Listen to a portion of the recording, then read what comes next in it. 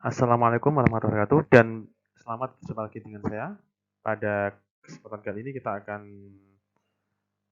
membahas mata kuliah persamaan diferensial biasa untuk pokok bahasan pengertian persamaan diferensial dan solusi persamaan diferensial. Oke, masih ingat ya, dalam kehidupan sehari-hari kita selalu berhubungan dengan hal-hal terkait dengan perubahan. Ya kan? Sebagai contoh gerak, nah itu kan gerak perubahan posisi. Ya kan? Ada kecepatan, kelajuan yang berkaitan dengan gerak tadi.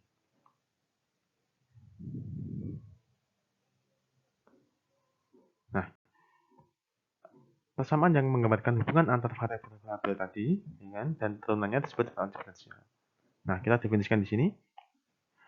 Persamaan diferensial, atau kita singkat sebagai PD, adalah persamaan yang memuat turunan dari satu atau lebih variabel tak bebas terhadap satu atau lebih variabel bebas. Selanjutnya, persamaan diferensial biasa adalah PD yang memuat turunan dari satu atau lebih variabel tak bebas terhadap satu variabel bebas. Jadi di sini penekanannya adalah satu variabel bebas yang membedakan dengan PD parsial. Kalau PD parsial lebih dari satu ya variabel bebasnya. Selanjutnya, order atau orde persamaan diferensial adalah orde tertinggi turunan yang terdapat dalam persamaan tersebut. Sebagai contoh, persamaan X dy dx min y kuadrat sama dengan 0, ini adalah PD orde 1. Kenapa? Karena turunan tertinggi yang muncul adalah turunan pertama. Selanjutnya, XY d2z dx kuadrat min y kuadrat sin x sama dengan 0, ini adalah PD orde 2, karena yang turunan tertinggi yang muncul adalah turunan kedua. Selanjutnya, ini d3z dx pangkat 3 min z dy dx plus e pangkat 4x sama dengan 0, ini adalah PD orde 3, karena turunan yang tinggi muncul adalah turunan ketiga. Oke. Nah, selanjutnya, definisi selanjutnya adalah derajat atau pangkat PD adalah pangkat dari orde turunan tertinggi pada PD tersebut. Contoh, ini persamaan yang pertama, ini adalah PD orde 5 derajat 1. Kenapa? Karena di sini untuk turunan tertingginya, ya kan, ini adalah turunan kelima, tetapi dia pangkatnya 1. Contoh yang kedua, ini seperti ini bisa dilihat di layar. Ini adalah PD orde 2 derajat 3. Kenapa? Karena turunan tertinggi yang muncul adalah turunan kedua dengan pangkat 3. Jadi derajatnya 3. Nah, selanjutnya, definisi selanjutnya adalah terkait dengan PD biasa linear orde n dengan variabel bebas X dan variabel tak bebas Y. Nah, ini ya, jadi PD biasa linear orde n dapat dinyatakan dalam bentuk seperti ini. A0x dny dxn, A1x dn-1y dxn-1 dan seterusnya sampai anxy sama dengan dx.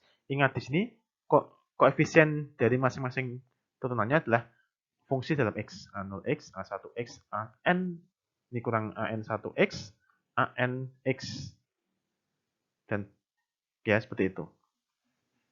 Jadi lihat di sini yang dimaksud ini ya, yang dimaksud linear di sini adalah linear terhadap variabel tak bebas dan derivatif-derivatifnya. Oke ya. Oke, sebagai contoh ini, persamaan PD x kuadrat d2y dx kuadrat plus x dy dx plus 10z.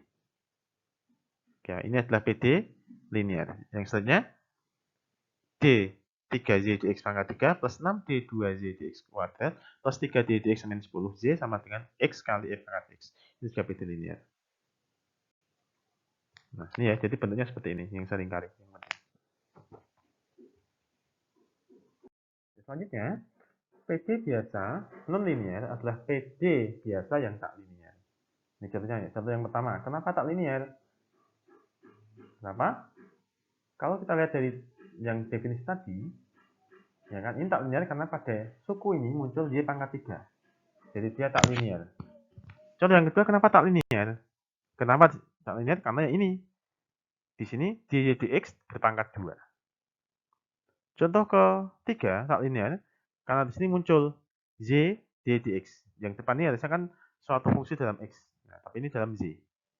Nah, maka ini dikatakan tak linear. Nah, sekarang proses pembentukan PD. Kita beri contoh yang pertama. Dipunyai suatu persamaan Y sama dengan A sin X plus B cos X dengan AB cos tanggal real. Nah, kalau kita turunkan pertama, Y terhadap X, maka akan diperoleh D dx sama dengan A cos X min B sin X. Kalau kita turunkan kedua terhadap X, maka diperoleh D2Y dx kuadrat sama dengan min A sin X min B cos X. Nah, kalau kita lihat, di sini ada kaitan antara turunan kedua dengan turunan yang pertama. Kaitannya apa? Yaitu kita tahu bahwa D2Z dx kuadrat sama dengan min Z. Kalau kita selesaikan, kita pindah ruas. D2Z dx kuadrat plus Y sama dengan 0. Ini adalah PD orde 2. Contoh selanjutnya. Nah, bentuk sebuah PD dari Y sama dengan X plus A per X dengan A bilangan real. Nah, jelas Y sama dengan X plus A per X. Kalau kita notasikan dalam bentuk pangkat, akan muncul seperti ini. X plus A kali X pangkat min 1. Kalau kita turunkan, maka akan diperoleh turunan pertama Y terhadap X adalah 1 min A X pangkat min 2 atau 1 min A per X kuadrat.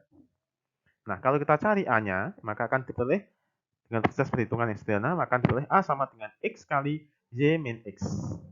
Nah, di sini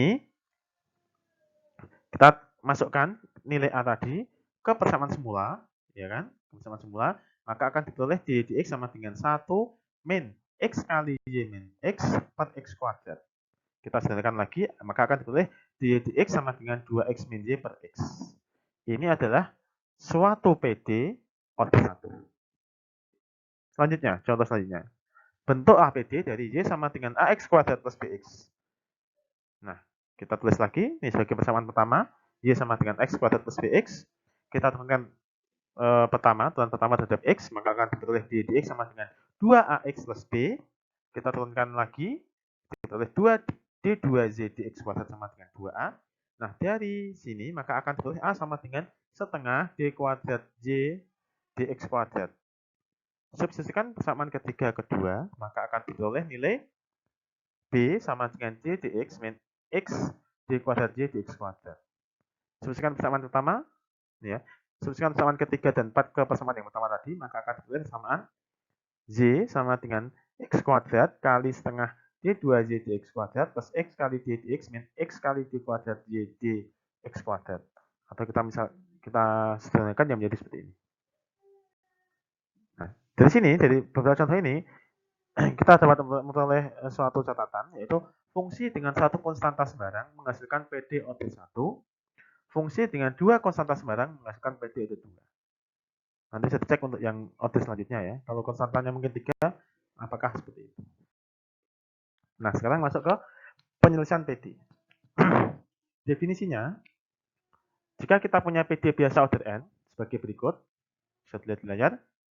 Yang pertama, jika kita punya fungsi f dari i ke r, i subset r, dan f mempunyai turunan sampai order n pada interval i, fungsi f disebut penyelesaian solusi eksplisit PD1 jika f memenuhi persamaan f besar yang di sini d2nz dxn, ini izinnya diganti dengan f, maka akan ditulis seperti ini. F besar, f kecil, turunan f kecil ke n ya, turunan ke n dari f kecil, terus selanjutnya sama dengan 0. Jadi artinya f kecil tadi memenuhi persamaan PD1 tadi.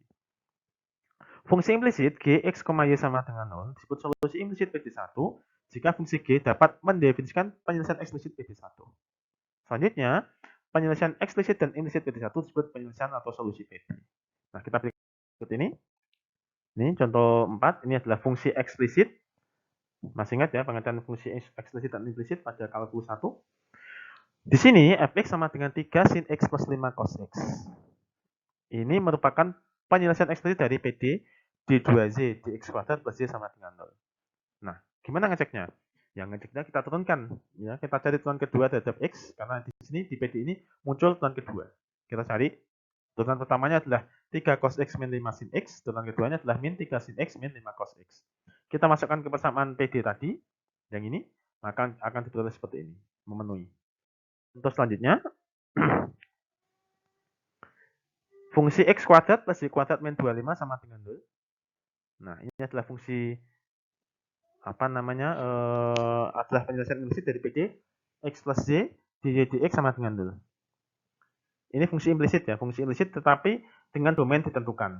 Kalau domainnya nggak ditentukan, nanti dia tidak menyatakan suatu fungsi. Karena ini kan kalau kita gambarkan dia bentuknya lingkaran dengan jari-jari 5, pusatnya di 0,0.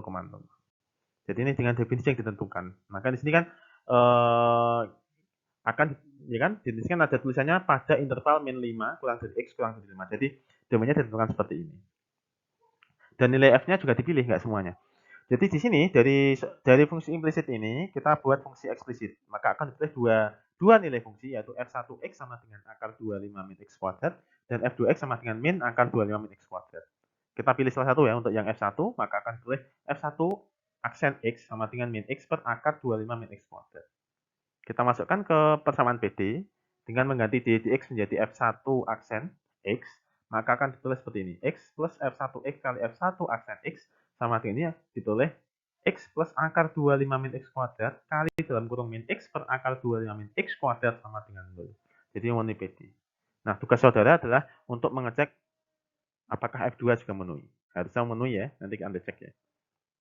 Oke, selanjutnya, kalau tadi kan kita menggunakan pendefinisian fungsi eksplisit dari fungsi implisitnya. Jadi kita bentuk fungsi eksplisit dari fungsi implisitnya. Sekarang kalau kita langsung menggunakan turunan implisit, maka akan diperoleh seperti ini. Prosesnya mirip dengan di kalkulus 1 ya. Nanti Anda cek lagi bukunya. Dy dx sama dengan min x per y. Ya kan? Maka kita masukkan lagi. X plus y kali dy dx sama dengan x plus y kali dalam kurung min x per y. Nah ini juga nilainya sama dengan. Jadi kalau kita perhatikan dengan contoh dengan langkah yang pertama tadi ya, dengan cara yang pertama itu kayaknya lebih mudah yang cara yang kedua dengan langsung menggunakan turunan implisit. Ada kalanya seperti itu. Mungkin ada yang menemukan nanti mungkin langkah yang eksplisit lebih mudah juga bisa juga. Tapi kalau dilihat dari sini kelihatan untuk yang langkah implisit lebih sederhana. Oke, selanjutnya. Penyelesaian persamaan diferensial. Nah, ini ya. Di sini kalau kita mempunyai suatu PD, kita bisa menyelesaikan langsung ya dengan integrasi secara langsung seperti ini. Tapi dengan syarat apa? Dengan syarat PD-nya berbentuk sederhana yaitu y aksen sama dengan fx. Ya kan? Bentuknya sederhana seperti ini. Ya kan? Nanti untuk selanjutnya dy dx dituliskan dengan y aksen, d2y dx kuadrat dituliskan dengan y double aksen. Itu untuk menyederhanakan penulisan. Oke, lanjut. Ya, contoh yang pertama untuk metode 1 yaitu dengan integrasi secara langsung. Nah, di sini kita punya PD y aksen sama dengan 3x pangkat 2 min 6x plus 5. Ya kan? Nah, kalau mencari y ya tinggal diintegrasikan langsung. Jadi seperti itu. Contoh yang kedua sama, ya kan? Ini ada xy, x-nya pindah ruas. Jadi akan muncul, pokoknya diusahakan kalau ingin menggunakan metode 1, maka bentuknya bisa kita ubah menjadi bentuk y aksen sama dengan fx. Seperti ini. Kan? Nah, contoh yang selanjutnya seperti ini. E pangkat x y aksen sama dengan 4, maka y aksen sama dengan 4 per e pangkat x. Di sini ada y0 sama dengan 3, maka ini kan nilai awalnya. Nanti akan berarti solusi khusus. Jadi seperti itu. Nah, metode 2 dengan pemisahan variabel. Nah, kalau kita temui suatu PD bentuknya adalah y aksen sama dengan fx, y, artinya terdapat y dan x yang ada dalam satu ruas ya, ya kan, pada y di sisi kanan. Nah, ini kan tidak bisa dengan integrasi langsung. Kenapa? Karena pada ruas kanan masih ada variabel y. Oke. Nah, contohnya gimana? Kalau ketemu seperti ini, maka kita pisahkan variabelnya. Ya kan, y aksen sama dengan 2x per y plus 1, maka y plus 1, nah, yang berkaitan dengan variabel y dikumpulkan dalam satu ruas, yang berkaitan dengan variabel x dikumpulkan di ruas yang lainnya. Jadi kita pisah ruasnya. Maka akan diperoleh seperti ini. Untuk contoh 9 bisa ya, nanti bisa dicek lagi. Contoh 10, ya sama, ini ada y aksen sama dengan 1 plus x kali 1 plus y. Nah, maka 1 plusnya kita ikutkan pada ruas y aksen, ya kan? Jadi variabel yang berkaitan yang sama akan berada pada satu ruas yang sama. Nah, seperti ini. Nah, di sini solusi PD yang dimaksud merupakan suatu persamaan baik eksplisit maupun implisit yang mendefinisikan suatu fungsi. Kenapa saya katakan mendefinisikan suatu fungsi? Karena contohnya seperti ini. Kita punya PD x plus y aksen sama dengan 0. Kalau kita cari solusinya, maka akan kita peroleh y kuadrat sama dengan c min x kuadrat salah satu solusi eksplisitnya kan Y sama dengan akar C min X kuadrat. Solusi eksplisit lain adalah Y sama dengan min akar C min X kuadrat. Di sini, apabila nilai C-nya kurang dari 0, ya kan, maka persamaan terakhir bukan solusi PD. Kenapa? Karena nilai C min X kuadrat kurang dari 0. Padahal di sini kan Y-nya ada akarnya. Soal dari akar adalah bilangan pokoknya harus lebih dari atau sama dengan 0. Jadi seperti itu. Yang dimaksud ini mendefinisikan suatu fungsi. Nah, ini contoh 12. Nah, kalau kita punya Y aksen sama dengan X, jelas solusinya adalah Y sama dengan E pangkat X plus C. C-nya muncul satu kali. Selanjutnya, kalau kita punya Y double aksen sama dengan E pangkat X, maka kita punya solusi Y sama dengan E pangkat X plus C1X plus C2, ya kan? Nah, di sini C1 dan C2-nya, dia suatu konstanta. Muncul konstanta dua kali. Kalau kita punya PDY Y triple aksen sama dengan E pangkat X, maka solusinya adalah Y sama dengan E pangkat X plus C1X kuadrat plus C2X plus C3. Di sini muncul konstanta sebanyak 3 kali. Nah, dari langkah-langkah yang tadi, yang contoh sebelumnya tadi ya, solusi umum itu kan muncul C. Sehingga dapat disimpulkan bahwa apabila suatu PD mempunyai solusi, maka solusinya tak berhingga banyaknya. Ya kan? Karena dipengaruhi dari konstanta C tadi. Tapi pada contoh 12 terlihat bahwa PD tersebut kan untuk order ke n mempunyai solusi dengan n konstanta. Jadi sini kan Y aksen sama dengan E pangkat X muncul satu konstanta C. Y double aksen sama dengan E pangkat X muncul dua konstanta C yaitu C1 dan C2. Y triple aksen sama dengan E pangkat X muncul tiga konstanta yaitu C1, C2, C3. Tetapi ini tidak berlaku untuk semua PD. Ya kan? Jadi tidak benar bahwa PD order n akan mempunyai konstanta sebanyak n solusinya pada solusinya. Nah, contohnya berikut ini. Nah, kita punya PD Y aksen kuadrat plus Y 2 sama dengan 0 dan Y double aksen kuadrat plus Y kuadrat sama dengan 0 hanya mempunyai suatu solusi yaitu Y sama dengan 0. Ya kan? Nah, ini kan konstantanya ya 1. Padahal ini kan ini derajatnya 2, dia juga ordernya 2.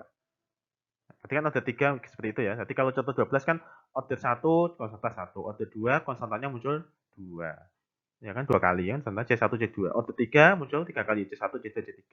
Tapi sini contoh 13 menyatakan counter dari tadi. Ternyata tidak semuanya. Selanjutnya PD, harga mutlak Y aksen plus 1 sama dengan 0 dan harga mutlak Y double aksen plus 1 sama dengan 0. Nah, tidak punya solusi. Kenapa? Karena nilai harga mutlak itu kan tak negatif atau tidak sama dengan 0. Padahal ini kan plus 1, 1 sudah positif. Nah, seperti itu. Nah, tugas untuk pertemuan kali ini ada nanti ini ya, selesaikan ini ya 4 PD ini ya. Ya kan? Diketik dan diupload ke Alena dengan nama file name step nama step tugas 1. Oke ya. Demikian untuk pertemuan kali ini. Kita lanjutkan di pertemuan berikutnya.